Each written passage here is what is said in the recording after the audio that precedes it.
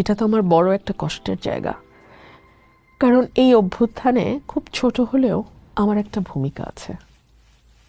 এর প্রেক্ষাপট 15 বছর ধরে যারা তৈরি করেছে আমি তাদের একজন। আমার সশরীরে আন্দোলনে যারা অংশ নিয়েছে আমি তাদের একজন। আমার বাড়ি ভাঙা হয়েছে, আমার গাড়ি ভাঙা হয়েছে, আমার সিসিটিভি ভাঙা হয়েছে, আমার বাড়িতে রাত 1:30-2টার সময় মিডিয়া কর্মীরা গেছেন, যাতে আমি কিছুটা আশ্বস্ত বোধ করেছি। আমি 1-2-3 অগস্টের কথা বলছি আপনাদের। সো আমি তো একটা স্বপ্ন নিয়ে পথে নেমেছিলাম, তাই না?